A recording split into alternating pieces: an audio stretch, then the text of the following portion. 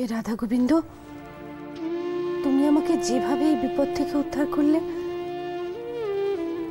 আমার তোমাকে কৃতজ্ঞতা জানানোর ভাষা নেই ঠাকুর, কৃতজ্ঞতা জানানোর ভাষা নেই।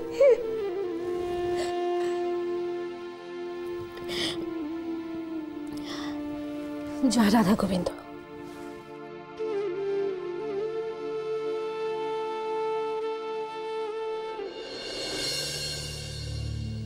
ও মা, এখানে এসে দাঁড়িয়ে আছিস, বাসর জাগবি না? দিভাইয়ের বিয়ে দিয়ে তুমি ঠিক কতটা খুশি হয়েছো সেটা দেখতে এলাম। তা বিয়ে যখন একটা হয়েছে, বাসরে নিশ্চয়ই হবে, আর বোন হিসেবে হয়তো আমাকেও সেখানে থাকতে হবে। এরকম করে বলছিস কেন রে ঝিমলি? এমন ভাবে বলছিস বিয়েটা যেন খুব খারাপ হয়েছে। না না মা, খারাপ কেন হবে? ভালো পাত্র, ভালো ফ্যামিলি, যাদের উপর আমাদের সবকিছু নির্ভর করছে, একটা সুরক্ষিত ভবিষ্যৎ হবে, একটা আকাঙ্ক্ষিত জীবন পাবে দিভাই। এরকম বিয়ে কখনো খারাপ হতে পারে? ঝিমলি, এইভাবে পেঁচিয়ে কথা বলবি না। বাড়িতে অনেক মানুষজন আছেন, আমি চাই না তাদের সামনে কোনো সিন ক্রিয়েট হোক। মা, বাড়ির অনেক মানুষের কি কিছু জানতে বাকি আছে? দিভাই একজনকে ভালোবাসে, কিন্তু সে দিভাইকে বিয়ে করতে নারাজ। মহাপুরুষের মতো অন্য একজন উদয় হলেন, তখন তার সঙ্গে দিভাইয়ের বিয়ে ঠিক হলো। এগুলো তো সিনেমায় হয়, বাস্তবে এরকম ঘটনা ঘটে দেখেছো কখনো? কে বলেছে হয় না? আমাদের ওপাড়ার শিবানীর এইভাবে বিয়ে হয়নি? ওর বিয়ে তো এই একই ঘটনা ঘটেছিল। মা, তোমাদের ওপাড়ার শিবানীর কিভাবে বিয়ে হয়েছিল সেটা নয় তুমি জানো, কিন্তু বিয়ের পর সে কেমন আছে সে বিষয়ে কোনো খোঁজ রেখেছো কি? শিওর মা, তুমি রাখোনি, কারণ শিবানী আমাদের পরিবারের কেউ না। কিন্তু দিভাইয়ের বেলাও একই ফর্মুলা খাটালে তো চলবে না। শুধু বিয়ে পর্যন্ত ভাবলে চলবে না মা, বিয়ের পর দিভাই কতটা সুখী হলো সেটাও তো ভাবা দরকার। ঝিমলি, তুই বুঝতে পারছিস না? শ্রেয়া যদি লগ্নভ্রষ্ট হতো তাহলে পাড়ায় ঢিঠি পড়ে যেত। ওই লগ্নভ্রষ্ট মেয়ের আমি আর কোথাও বিয়ে দিতে পারতাম? এমনকি তোর বিয়ে দিতেও সমস্যা হতো। লগ্নভ্রষ্টা দিদি বাড়িতে আছে জানলে লোকে তোকেও বিয়ে করতে চাইতো না, বুঝেছিস? বারবার এই মানধাতা আমলের লগ্নভ্রষ্টা কথা তুমি বলো না, এগুলো এখন আর কেউ মানে না। আর একটা কথা আমাকে বলো তো, রূপমদার জায়গায় যদি কোনো গরিব ছেলে আজ এগিয়ে আসতো দিভাইকে বিয়ে করতে, তার সঙ্গে দিতে তোমরা দিভাইয়ের বিয়ে? আমরা স্বার্থপর না, চূড়ান্ত স্বার্থপর। আমার কথাগুলো একবার ভেবে দেখো।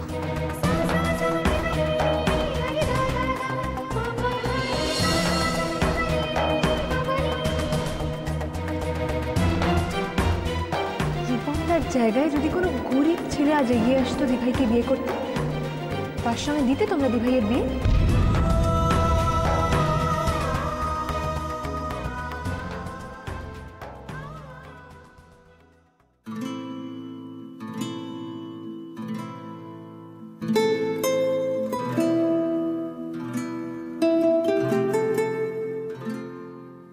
ব্রো, তুই তো দেখছি একদম পুরো কম্পিটিশন লাগিয়ে দিয়েছিস লজ্জার।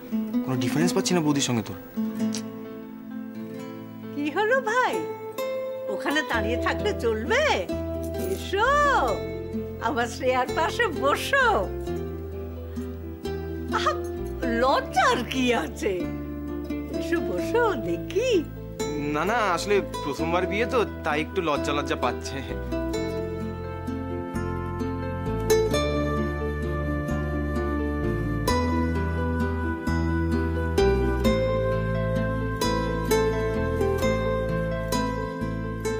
বাহ, একটা অন্যরকম বাসর তো, কেউ কোনো কথা বলছে না, একটা অন্যরকম পরিবেশ তো, সবাই কিরকম শান্ত ভদ্র সভ্য।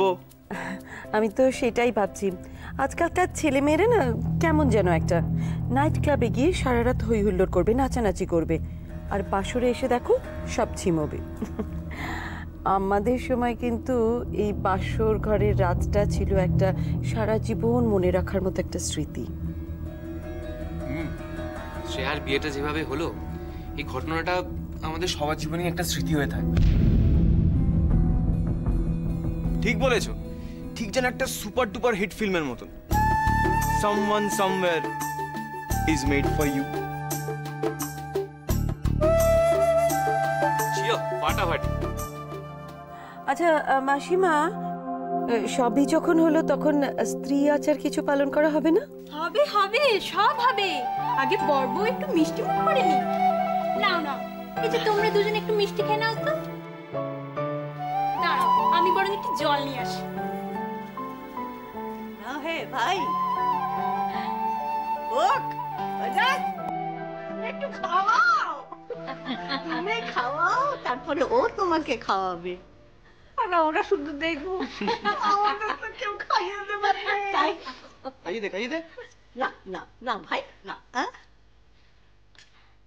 এই তো ধরেছে ধরেছে ধরেছে। খা খা খা কর।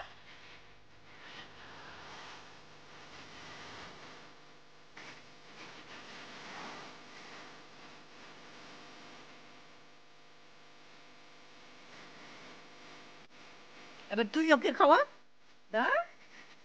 খাওয়া ওকে।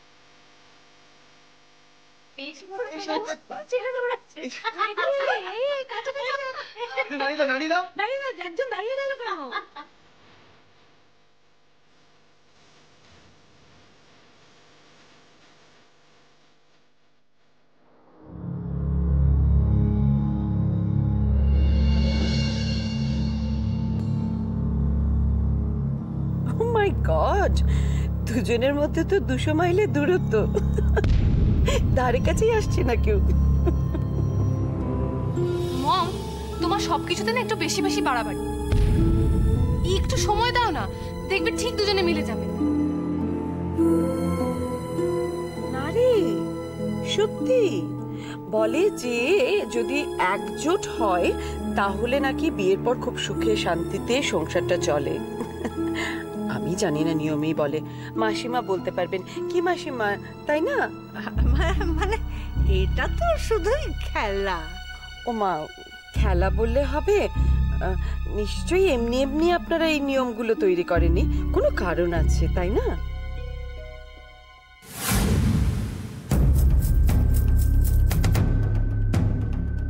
ও মা, শেষ পর্যন্ত কি হলো সেটাই তো দেখতে দিলেন না।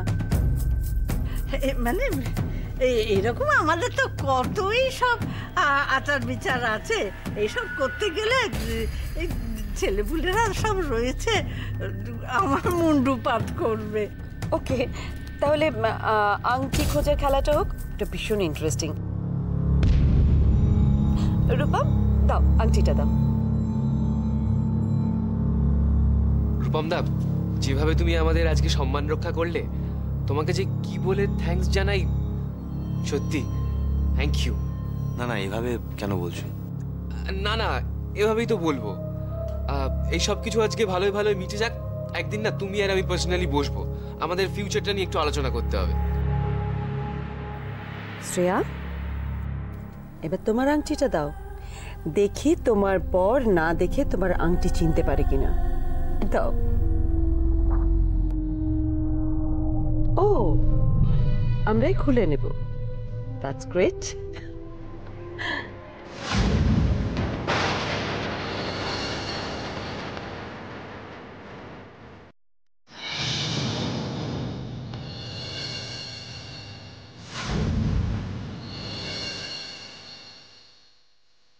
এটা কি রূপমের দেওয়া সেই আংটিটা?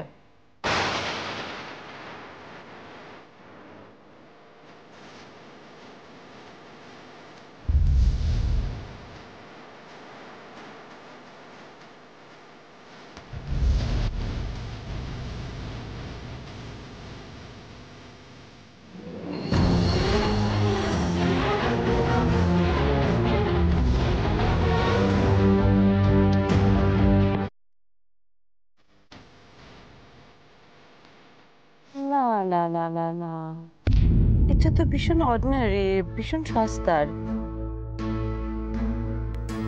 ও, এটা তোমাকে মানুষ দিয়েছিল তাই না?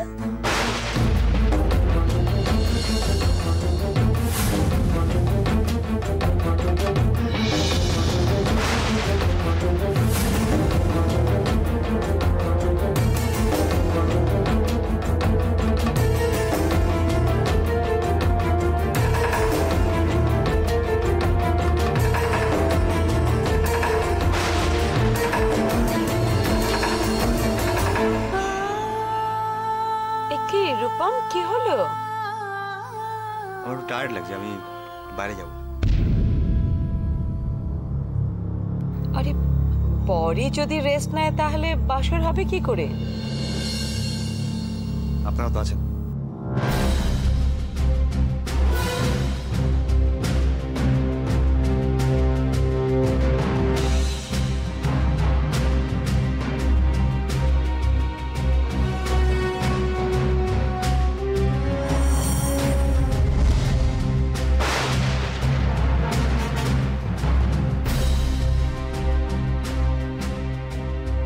নিজের মেয়ের বিয়েতে তো আনন্দ করতে পারিনি, তাই ভেবেছিলাম শ্রেয়ার বিয়েতে এসে আমার আমার মনের আনন্দ সব পূর্ণ করব, তাই ইচ্ছে ছিল।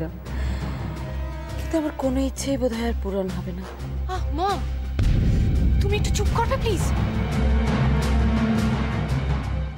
সত্যি বলছি বেবি, শ্রেয়া তো আমার নিজের মেয়ের মতো। ভেবেছিলাম ওর বিয়েতে এসে সারা রাত হই হুল্লোড় করবো, গান বাজনা হবে, মজা হবে। সব 12টা বেজে গেল। কিচ্ছু 12টা বাজেনি। আমি এক্ষুনি বিক্রেতাকে ডেকে নিয়ে আসছি, তারপরে নাচ গান হই হুল্লোড় সব হবে। না না না না, একবার শ্যুটটা কেটে গেলে না আর সেই মজাটা হয় না। কিন্তু ব্যাপারটা ভালো হলো না, বাসরাতে অশান্তি, এরপর তো সারাটা জীবন পড়ে আছে।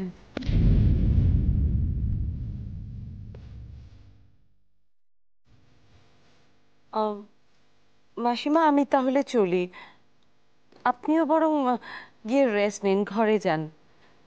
তোমরা আবার শুধু শুধু জেগে থেকে কি করবে বলো? চলি বেবি।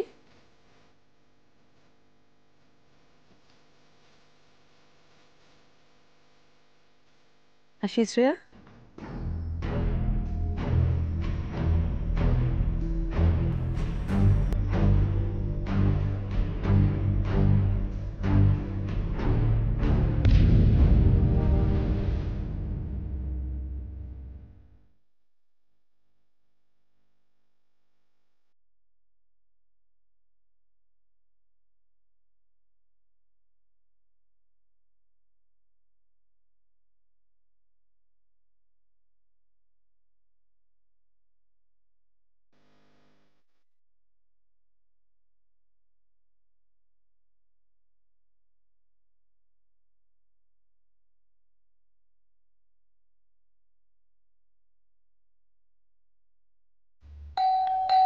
আসছি।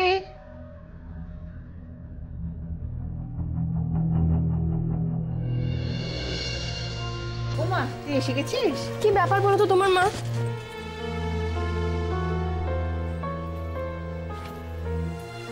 ফার্স্ট অফ অল তুমি নিজেই আমাকে এখানে আসতে বলো, আর তারপর আমি এসেছি কি আসিনি সেসব নিয়ে তো কারোর কোনো চিন্তাই নেই। আমি এয়ারপোর্টে এসেছি কি আসিনি সেসব তোমরা কিছু খোঁজই নিলে না মা। মানে you people did not even come to pick me up from the airport. না না, শোন না, আমি আসলে আমি প্লিজ এসব কথা একদম শুনতে চাইছি না মা। আমি কতক্ষণ ওয়েট করছিলাম, আর দেখো তোমরা দুজনে কিন্তু ব্যস্ত থাকতেই পারো, কিন্তু একটা গাড়ি তো পাঠিয়ে দিতে পারতে আমার জন্য।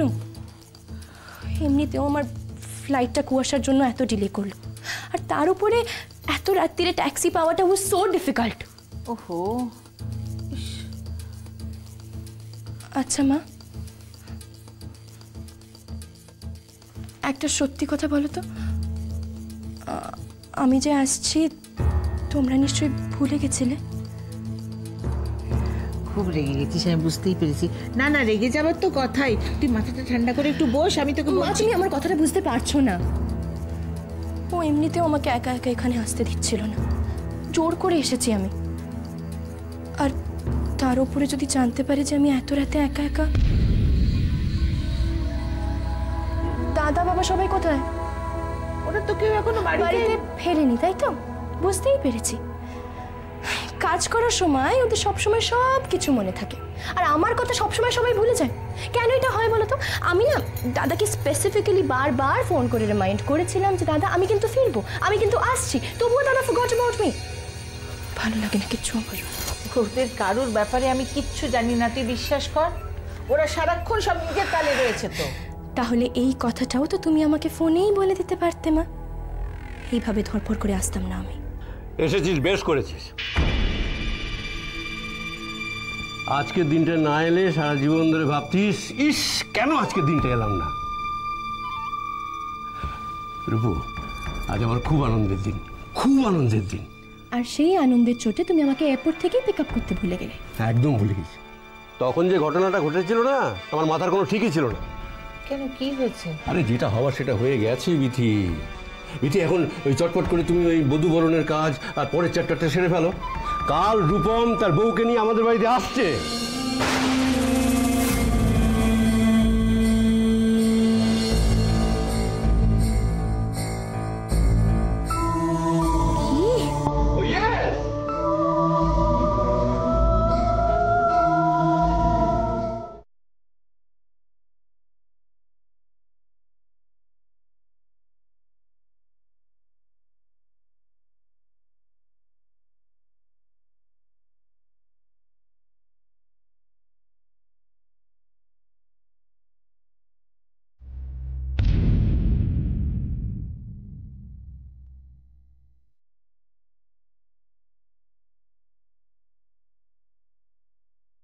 ও, এটা তোমাকে মানুষ দিয়েছিল, তাই না?